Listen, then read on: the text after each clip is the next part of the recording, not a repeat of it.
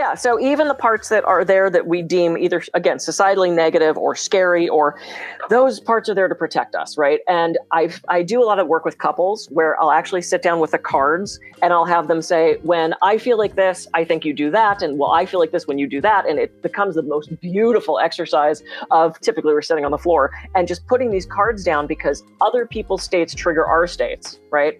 So it's funny, you're talking about you're a good sport. So when you interrupt, I can choose how to respond to that, right? I can either be mad that you're interrupting this important thing that I'm saying, or I can be like, it's your show, do whatever the hell you want. Or I can be like, oh my God, this is great exchange. I love that we're having this banter.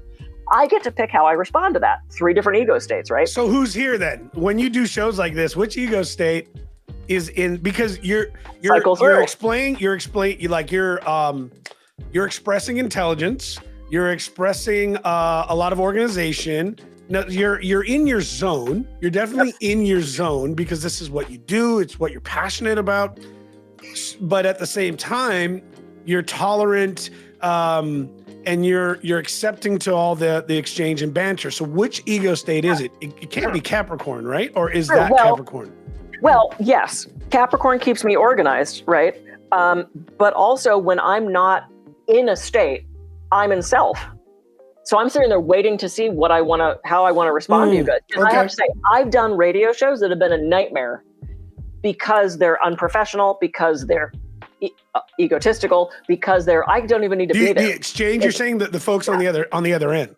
Yeah, it's their monologue. And every time I try to say something, I literally had a woman who would ask me a question and then halfway through my first sentence would interrupt me.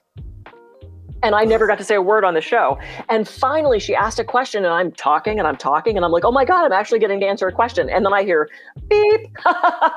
You know what I mean? She fucking muted me. Talked over me, then brought me back in as if I was privy to this conversation. Okay, that was Capricorn was not happy. That was the same bitch that came out in the elevator with the roller derby girls. I would never do it. And she invited me back. She's like, you were such a great guest. You should come back. And I'm like, why? No, sorry, I'm busy. Why? Here's what I'll do. I'll record the start of 5 sentences and you could just play those. Brilliant.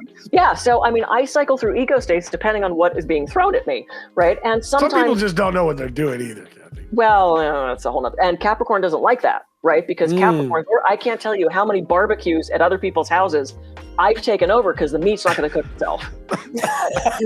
Right? So here's a little trick on that one, okay? When you're that cook, like I'm that cook. I know it's hard to believe, but when you're in this good a shape, right? You get there because you're an excellent cook. I always thought that was absolutely true. Never trust a skinny chef. There you go. Exactly. But no, a little tip: eat before the barbecue. Just, I'm not kidding. Daggone it. There's my camera timed out. I'm back. Hold on. You never know. That's good preparation. No, I'm not kidding. Like, anytime, like when I would take my clients out, or like, these are little tricks, okay? So I'm going to share with you guys some stuff. I've entertained people all over the world, literally, okay? And as I've worked with my clients all over the place, these are little things you learn to do. Certain aspects of preparing yourself, getting things ready, taking Alka-Seltzers prior to any sort of Tylenol. Literally, I would pre-take things in case issues happen later that I would be all right in. You never know what kind of food is going to happen. You never know the cleanliness level. You never know if you're going to get sick all of a sudden. So there was a lot of things I would do. So I would eat prior, not heavy, but I would always eat prior to going out. I'd eat prior to any big event. So what would happen is when I would go and I would sit down, I could have something light and I wasn't being distracted by the food. I wasn't being distracted by my hunger, and I wasn't going to let that ego state, the fat boy come out, and then he's fine with that. Looking for a card for you. Yeah, he's been called that one forever. So I have to make a sidetrack counter for this video. That's funny. So as you were saying that, this is what popped into my head, right? So bring it up. Hold it closer to the camera if you can. It's so hard with this ring light. And I'm reversed now. There we go. Okay. I kind of have it. Okay. So this is the show up completely prepared, right? Anything this character could want, the Boy Scout. Including the dog with the little barrel of stuff, as opposed to Happy Pig, that suddenly eats all this crap without thinking about it and gets sick. So yeah, you put on a very organized ego state, which I love. Now, just so you know, you learn that through failure, right? You learn that through failure. I remember showing up, I was in, this was in Beijing, China, and it was a big event. And I showed up to the first time to this big dinner that had a process to it. And some of the most delicious food I've ever seen was coming out, but you're not supposed to eat. Like, you just look at the food, you pick at it. The whole thing is, and then it was this, there's so much more detail to this, but they bring out the traditional rice wine liquor, and then there's beer, and that's it. You're not allowed to have water. There is literally nothing else to drink. And the only time you can drink, you have to toast someone else at a table. And each table has been classed, depend on where you are in status. And so depending on, if there's a huge process to this, and I didn't really get as much preparation as they probably should have given me. I was starving.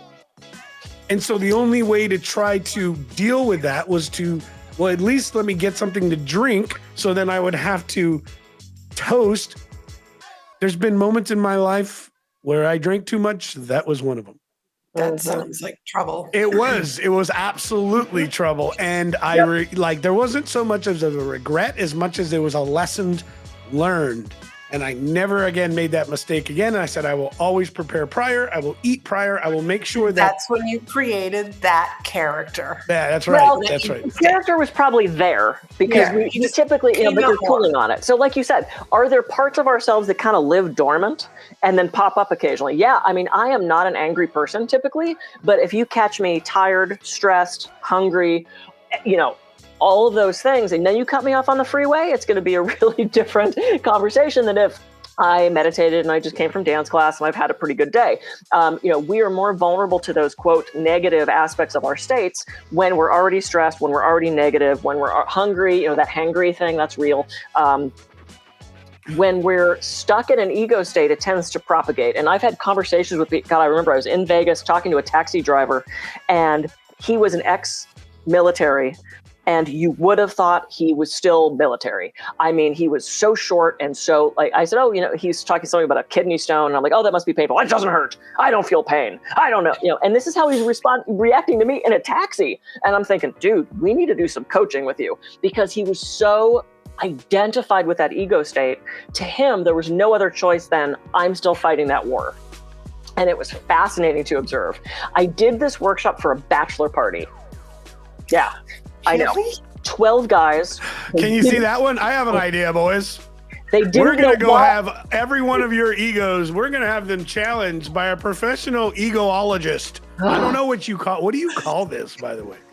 Well, it depends on how you're doing it. It's internal family systems, ego state work, parts work, resource state therapy. I call it typically parts work or inner family systems, but no, it's ego state work.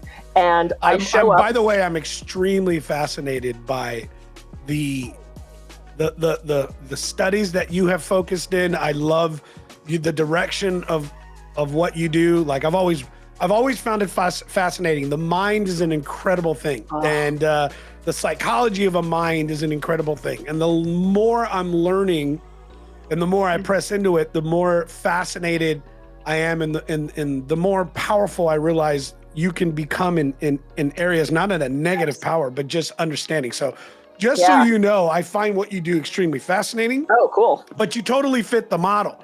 And I can see right now, knowing a lot of military, how you're going to trigger them like this, because you are confident and you have this knowledge of the mind. And so instantly I guarantee you, whether you know it or not, you're saying words that are challenging someone who's already in a complex, dealing with their ego, and you're saying kidney stones suck. I had them. They're the worst pain of my life. They were horrible. Yep. So if he said they didn't hurt, I'm like, right. Well, and that was just everything was so combative. He was stuck and there's a card for that. I mean, he was stuck in that military. See, that's the thing. I don't think he was stuck, Kathy. I think he reacted to it. He was threatened. So he went to what he knows how to combat. And that's what I think His is interesting perception of is threat, sure. that was it. Yeah. You were a threat. Why were you a threat? Because you immediately had an understanding and they can feel it. I can feel it. Like the thing is, even though I'm extremely fascinated about it, there are so many things and with individuals like myself, I think with men more than anything, we have insecurities and we don't like to deal with them. Women have insecurities and go, how do I process this? Right. Well, and that goes back to the bachelor party, right? So I show up with 12 guys. They don't know why I'm there. The guy who organized this did not tell them why I was showing up at 9:30 in the morning on a Saturday in the middle of their bachelor party weekend. Some of them had already been drinking beer, and I'm like, oh my God, this is either going to be the best thing ever or a nightmare. And we sat down with the cards, and I divided them into groups, and I told them the whole backstory of what ego states were. I have never seen more engaged people in doing this. There were tears, there were hugs. The one guy came up to me after the event, and he said, you know what? I can't unknow this now. Like everybody I meet, I'm going to be watching them switch ego states. Yeah. And you can see it. You can see people do it. You know, they react to something so quickly and you're like, wow, he flew off the handle fast. That was somebody switching ego states. So now that you know this exists, I stand at parties and I go, oh, he's now trying to pick her up. Oh, he just got really loud. So he's trying to show off something for the group. You know, it's like, I love being in groups and watching this now.